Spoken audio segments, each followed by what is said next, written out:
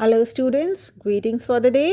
So, let's start our Ella chapter number 7, Mr. Imagination. Very interesting chapter about a very interesting person. Yes.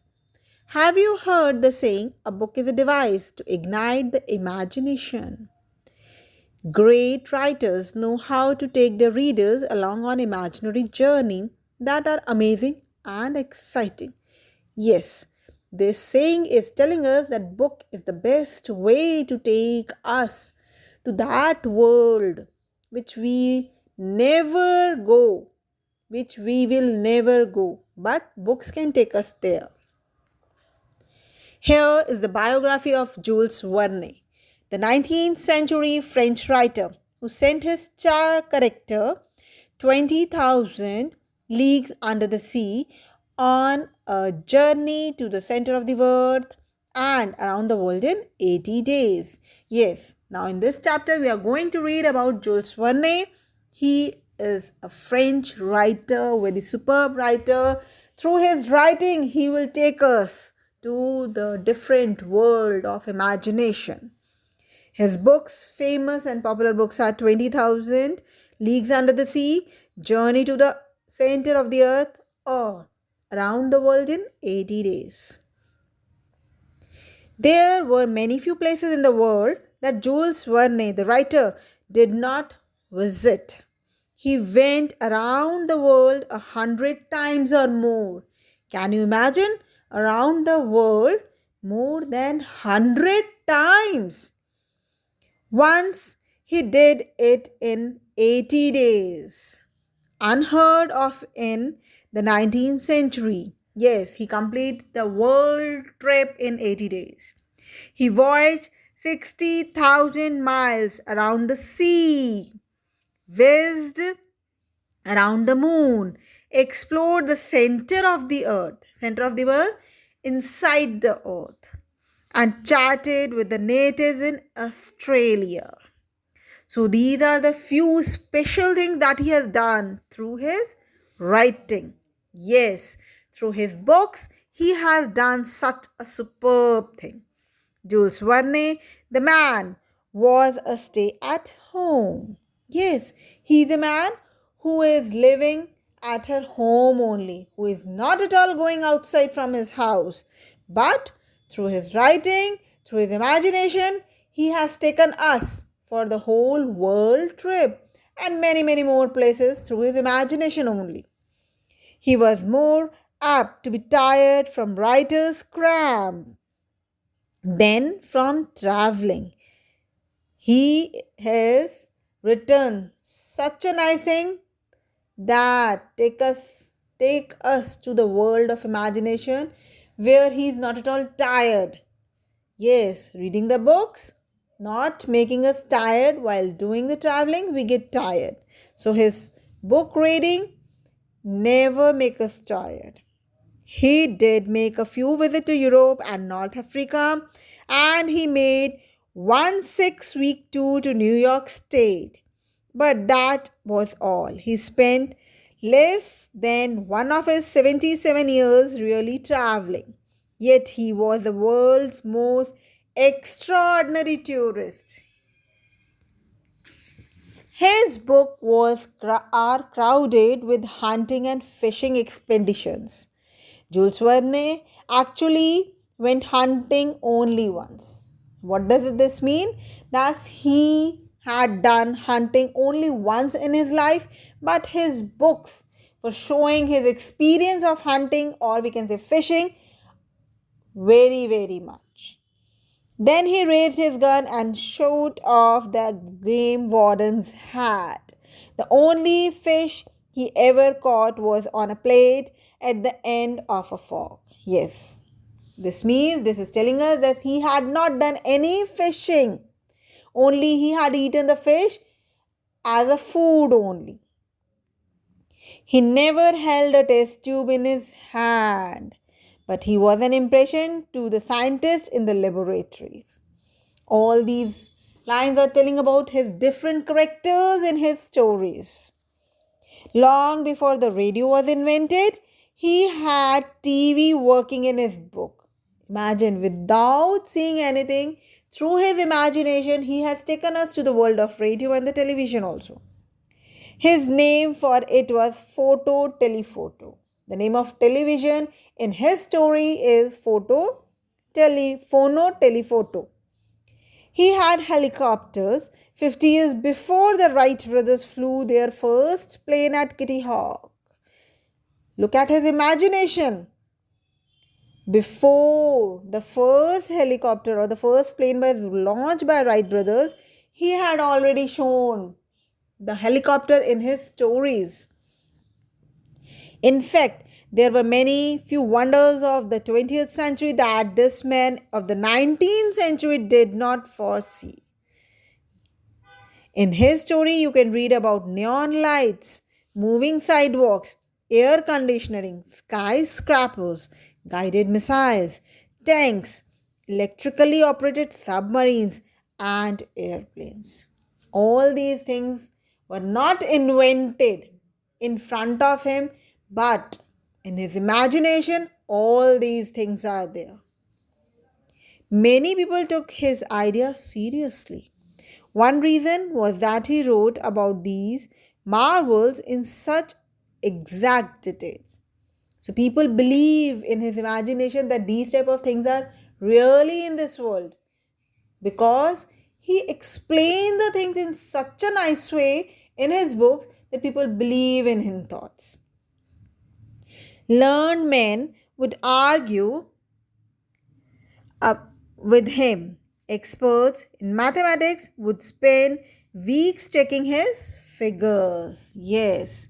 So this is the thing. People are checking him whether what he is telling us is correct or not. When his book about going to the moon was published, 500 persons volunteered for the next expedition.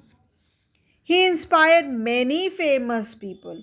Admiral Richard E. Brad, returning from his flight across the North Pole, said that Jules Verne had been his guide. Simon Lake, father of the modern submarine, wrote in his first sentence of his autobiography, Jules Verne was the director general of my life. He started many other men thinking. Among them were the inventor of the helicopter and the creator of the telegraph. These people were forced by his writings, by his imagination, that such type of things can be invented, such type of thing can be created if human decide that thing. If a writer can imagine, then a person can create that thing in reality also. So many people, many famous people were inspired by him. Jules Verne's first book was 5 Weeks in a Balloon. 15 publishers looked at it and 15 sent it back. So people were not at all interested in his stories. The publisher just say it's a very bad book or very bad idea. So they were not interested to publish this book. In a rage, Jules flung it into the fire. What happened? Jules was very angry, very irritated. He just burned that book. His wife rescued it and made him promise he would try once more. So that book, he threw it in the fire, but accidentally his wife controlled that anger and stopped that burning of the book. And she take the promise from Verne that once he try again for publishing this book. So he tucked the slightly charred manuscript under his arm. He went to show it to one last publisher, a man named Pierre Hutzel. Jules waited nervously while the man read the book through. Finally, Hutzel said he would publish it if Jules would rewrite it in the form of a novel. In 2 weeks, Jules had done so. 5 Weeks in a Balloon became a bestseller. It was translated into every great language. At the age of 34, Jules Verne was famous. Verne signed a contract with Hudson. He promised to produce two novels a year.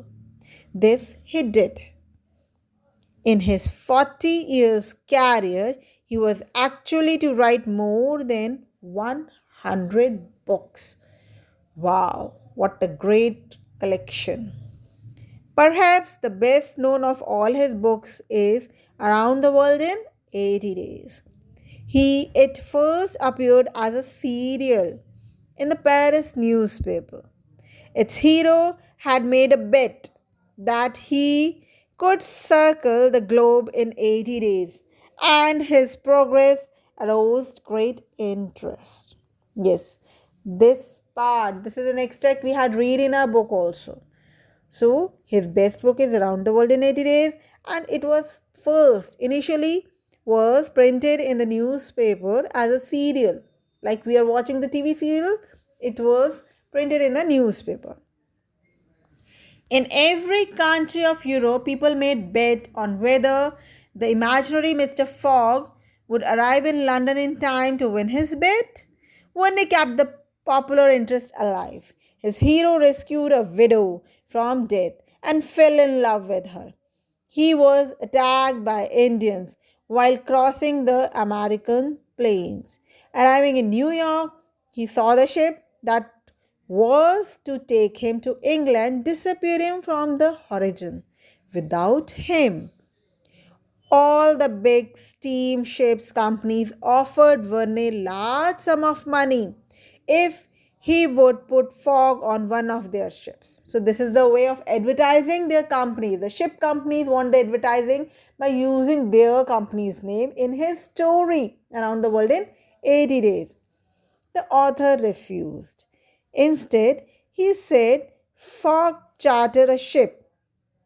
As the world held its breath, Fogg reached London with only minutes to spare. So, what a climax he had given in his story. Only few minutes were left in his bed, and he reached.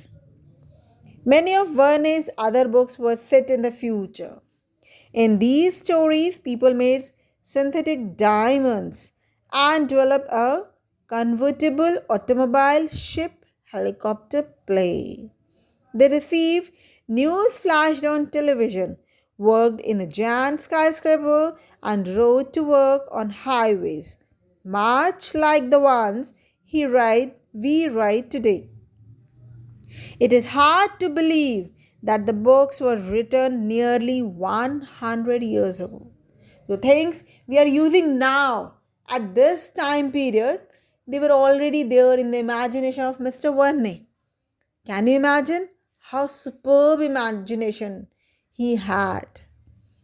Jules Verne last year were not happy ones.